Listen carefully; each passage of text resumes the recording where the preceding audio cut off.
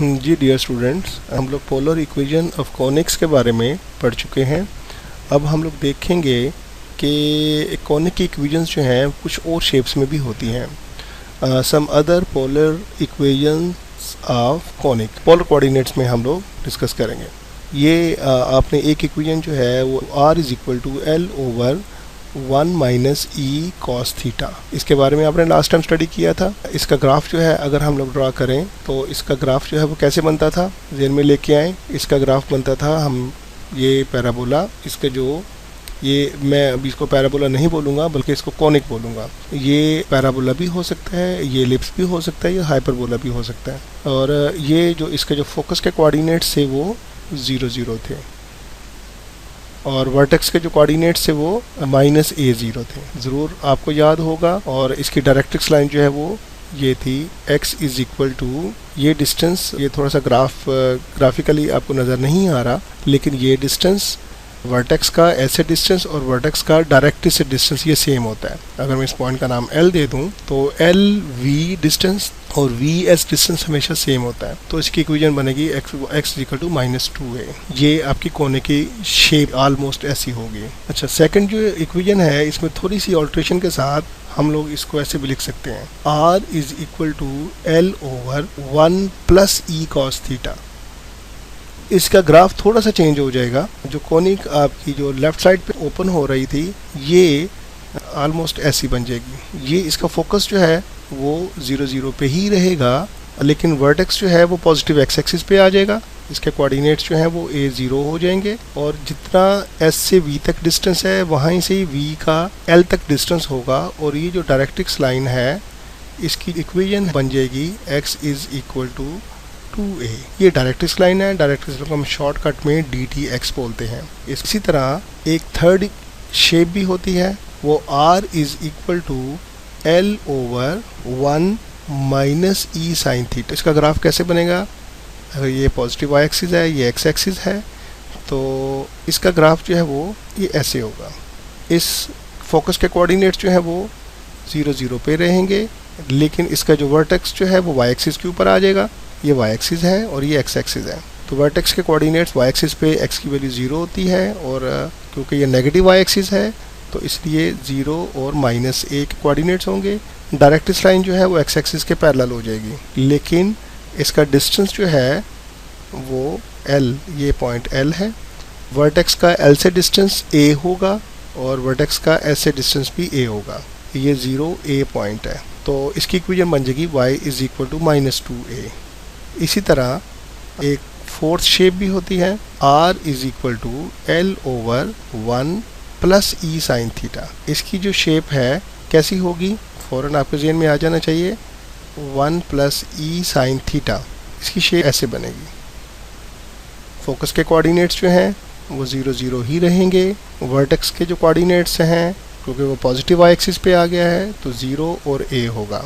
ये y axis, ये x axis, directrix line जो है वो x एक्सिस के पैरेलल ही रहेगी और इसकी इक्वेशन हो जाएगी y is equal to 2a, positive 2a। तो ये हमारे पास डिफरेंट इक्वेशंस ऑफ कॉनिक्स हैं और इनके ग्राफ को भी मैंने आपका बड़ी डिटेल से बता दिया। अब नेक्स्ट हम लोग एक एग्जांपल ट्राई करते हैं। थोड़ी सी इसकी मैं स्टेटमेंट लिख दूँ, identify and graph of the conic r is equal to 8 over 3 minus cos theta. जी, स्टेटमेंट ज़रा आप एक दफ़ा फिर स्टडी कर लें। आइडेंटिफाई यानी कि सबसे पहले आप इसको आइडेंटिफाई करना है कि ये जो इक्वेशन आपको पोलर कोऑर्डिनेट्स में गिवन है इसकी आइडेंटिफिकेशन क्या है।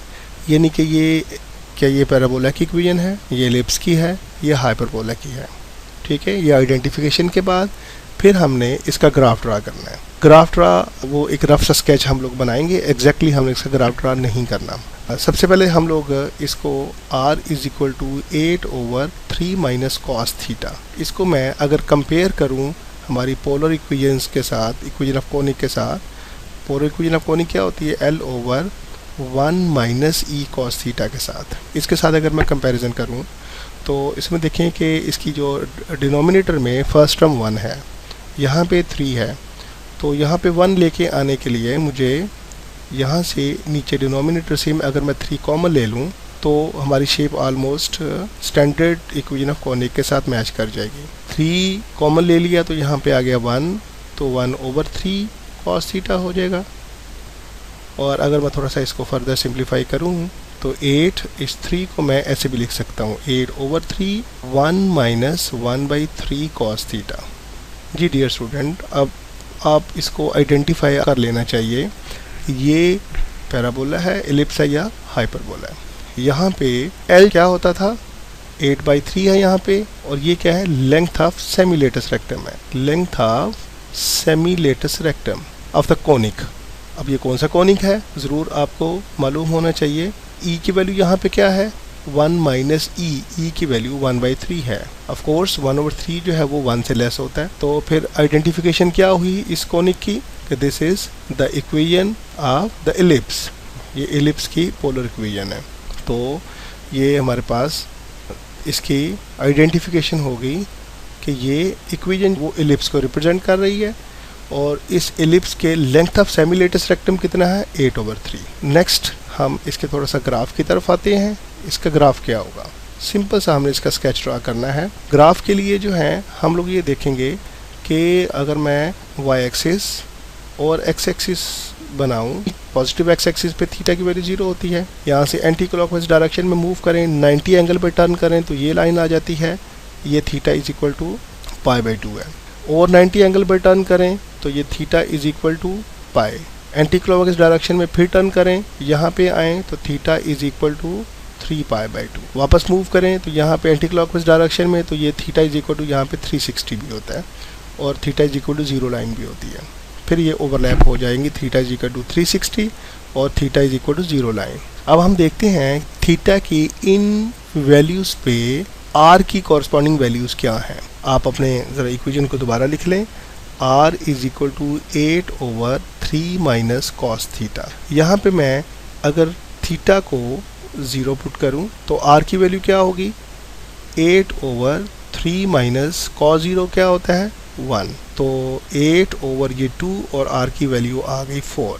जब थीटा की वैल्यू आपके पास π/2 होगी तो r की वैल्यू क्या होगी, 8/3 - cos π/2 कितना होता है, 0। तो ये आ गया 8/3। 8/3 को अगर मैं डेसिमल में लिखूं तो 2.7 बनता है almost. Theta is equal to 3π/2 अगर वैल्यू होगी तो r की कॉरस्पॉन्डिंग वैल्यू क्या होगी, 8/3 - cos 3π/2, ये भी 0 होता है। तो ये आ जाएगा आपके पास 2.7 अगेन। और अगर थीटा की वैल्यू हमारे पास पाई हो, यहाँ पे मैं एक वैल्यू मिस कर गया हूँ, थीटा इज इक्वल टू पाई, तो r की वैल्यू क्या होगी, 8/3 - cos पाई की वैल्यू होती है -1, तो ये +1 हो जाएगा। तो ये आ जाएगा 8/4 इज इक्वल टू 2। ये हमारे पास r की कुछ कॉरस्पॉन्डिंग वैल्यूज़ आ गई। अगर मैं इसका ग्राफ ड्रा करना चाहूँ तो इसमें मैक्सिमम वैल्यू 4 है, फिर 2.7, फिर 2.7, फिर 2 है। तो 4 तक का डिस्टेंस जो है ना मुझे वो ऑलमोस्ट बनाना है। तो ये अगर मैं ये 1 ले लूँ पॉइंट, ये 2 ले लूँ, ये 3 ले लूँ और ये 4 ले लूँ। थीटा की वैल्यू 0 है तो r की वैल्यू 4 है, तो ये हमारा एक पॉइंट बन गया। पॉइंट को मैं थोड़ा सा बोल्ड कर देता हूँ, आपके ज़हन में रहेगा कि ये हमारा एक पॉइंट है इस कोनिक के ऊपर। जब थीटा की वैल्यू π/2 है तो r की वैल्यू 2.7 है, तो 2.7, तो ये हमारा अगर 1 है, ये 2 है, ये 3 है, तो 3 से थोड़ा सा नीचे ऑलमोस्ट थोड़ा सा रफ मैं बनाऊँ तो ये 2.7 पॉइंट बनता है। इसको मैं बोल्ड कर देता हूँ ज़रा। इसके बाद थीटा पाई पे वैल्यू 2 है, तो पाई पे ये वैल्यू 1 और यहाँ पे ये 2, तो ये थीटा की वैल्यू यहाँ पे 2 बनती है। इसी तरह 3π/2 पे 2.7, तो ऑलमोस्ट ये डिस्टेंस जितना यहाँ ओरिजिन से है इतना ही डिस्टेंस यहाँ पे होगा। तो इन 4 पॉइंट्स को अगर आप लोग ज्वाइन करें तो ये एक रफ सा स्केच बन जाता है, ये हमारे पास एलिप्स होगा।